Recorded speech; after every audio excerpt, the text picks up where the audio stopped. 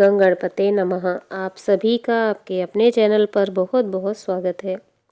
आज इस वीडियो में हम माघ मास महात्म्य के 18वें अध्याय का रसपान करेंगे।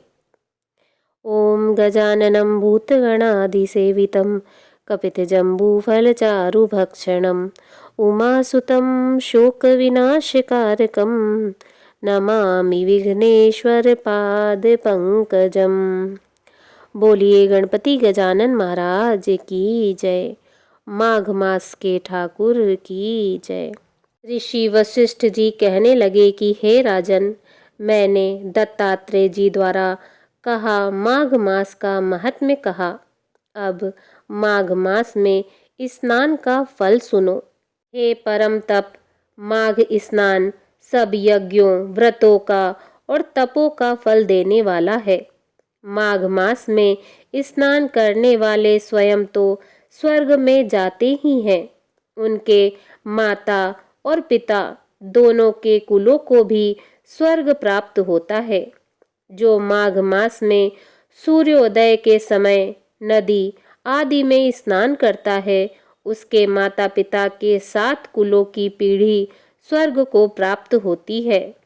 माघ मास में स्नान करने वाले दुराचारी और कुकर्मी मनुष्य भी पापों से मुक्त हो जाते हैं और इस मास में हरि का पूजन करने वाले पाप समुदाय से छूटकर भगवान के सदृश शरीर वाले हो जाते हैं। यदि कोई आलस से भी माघ मास में स्नान करता है, उसके भी सब पाप नष्ट हो जाते हैं। जैसे गंधर्व कन्याएं राजा के श्राप से भयंकर कल को भोगती हुई लोमश ऋषि के वचन से माघ में स्नान करके पापों से छूट गईं। यह वार्ता सुनकर राजा दिलीप विनय से पूछने लगे, हे गुरुदेव, ये कन्याएं किसकी थीं और उनको कब और कैसे श्राप मिला? उनके नाम क्या थे? ऋषि के वाक्यों से कैसे श्राप से मुक्त हुई और उन्होंने कहाँ पर स्नान किया? आप विस्तार पूर्वक सब कथा कहिए।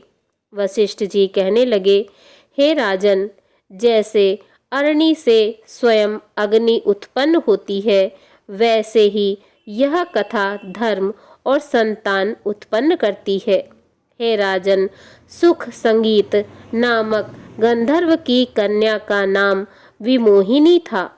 सुशीला तथा स्वरवेदी की सुबरा, चंद्रकांत की सुतारा तथा सुप्रभा की कन्या चंद्रका, ये 5 सब समान आयु वाली तथा चंद्रमा के समान कांति वाली और सुंदर थी। जैसे रात्रि का चंद्रमा शोभायमान होता है, वैसे ही पुष्प की कलियों के समान खिली हुई यह अप्सराएं थी। ऊंचे पयोधर वाली पद्मिनी, वैशाख मास की कामिनी, यौवन दिखाती हुई नवीन पत्तों वाली लता के सदृश गोरे रंग, सोने के सदृश चमकती हुई और सोने के अलंकारों से सुशोभित सुंदर वस्त्र धारण किए हुए, अनेक प्रकार के गाने और वीणा अथवा बांसुरी तथा दूसरे बाजे बजाने में प्रवीण और ताल स्वर तथा नृत्य कला में निपुण थी। इस प्रकार वे कन्याएं क्रीड़ा करती हुई कुबेर के स्थान में विचरती थी। एक समय कौतुकवश माघ मास में एक वन से दूसरे वन में विचरती हुई मंदिर के पुष्प तोड़कर सरोवर पर गौरी पूजा के लिए गईं। स्वच्छ जल के सरोवर में स्नान करके वस्त्र धारण कर मौन हो बालू मिट्टी की गौरी बनाकर चंदन कुमकुम कपूर और सुंदर कमलों से उपचार सहित पूजन करके ये 5 कन्याएं ताल नृत्य करने लगी। फिर ऊंचे गांधार स्वर में सुंदर गीत गाने लगी। जब ये कन्याएं नाचने गाने में लीन थीं, तो उस समय आच्छोद नामक उत्तम तीर्थ में वेदनिधि नाम के मुनि के पुत्र अग्निप ऋषि स्नान को आए। वह युवा ऋषि सुंदर मुख, कमल सदृश नयन, विशाल छाती, सुंदर भुजाओं वाला दूसरे कामदेव के समान था। शिखा सहित दंड लिए, मृग चर्म ओढ़े, यज्ञोपवीत धारण किए हुए था। उसको देखकर पांचों कन्याएं मुग्ध हो गईं और उसका रूप व यौवन देखकर कामदेव से पीड़ित हो देखो देखो ऐसा कहती हुई उस ब्राह्मण के चित्त में कामदेव का डर उत्पन्न करने लगी और आपस में विचार करने लगी कि यह कौन है। रति रहित होने से कामदेव नहीं और एक होने से अश्वनी कुमार नहीं, यह कोई गंधर्व या किन्नर या काम रूप धारण कर कोई सिद्ध या किसी ऋषि का श्रेष्ठ पुत्र या मनुष्य है। कोई भी हो, ब्रह्मा जी ने इनको हमारे लिए बनाया है। जैसे पूर्व कर्म के प्रभाव से संपत्ति प्राप्त होती है, वैसे ही गौरी जी ने हम कुमारियों के लिए श्रेष्ठ वर दिया है और आपस में यह तुम्हारा वर है या मेरा वर, अथवा सबका ऐसा कहने लगी। जिस समय उस ऋषि पुत्र ने अपनी मध्याह्न की क्रिया करके ऐसे वचन सुने तो वह सोचने लगा कि यह तो बहुत बड़ी समस्या उत्पन्न हो गई। ब्रह्मा विष्णु महेश आदि देवता तथा बड़े योगेश्वर भी स्त्रियों के ब्रह्मजाल में मोहित हो गए हैं। इनके तीक्ष्ण बाणों से किसका मन रूपी हिरण घायल नहीं हो सकता। जब तक नीति और बुद्धि रहती है तब तक पाप से भय रहता है। जब तक कि गंभीरता रहती है यम विधि का पालन होता है। जब तक मनुष्य स्त्रियों के काम रूपी बाणों से बीधा नहीं जाता।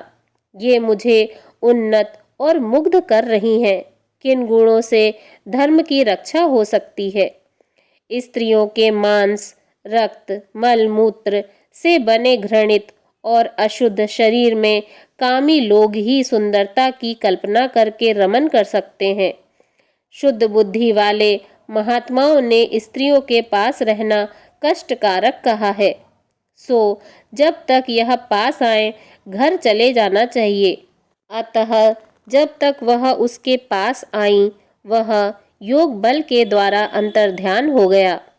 ऋषि पुत्र के ऐसे अद्भुत कर्म देखकर वह चकित होकर डरी हुई चारों दिशाओं में देखने लगी और आपस में कहने लगी कि यह क्या इंद्रजाल था जो देखते देखते विलीन हो गया।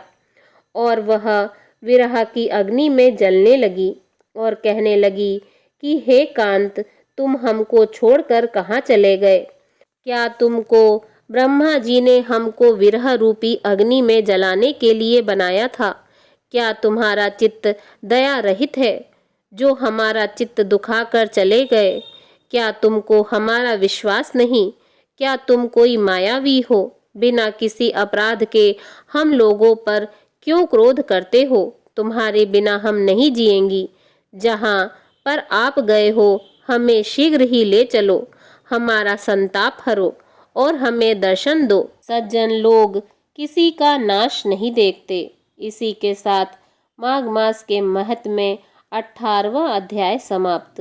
बोलिए भगवान श्री हरि विष्णु जी की जय। ओम नमो भगवते वासुदेवाय नमः।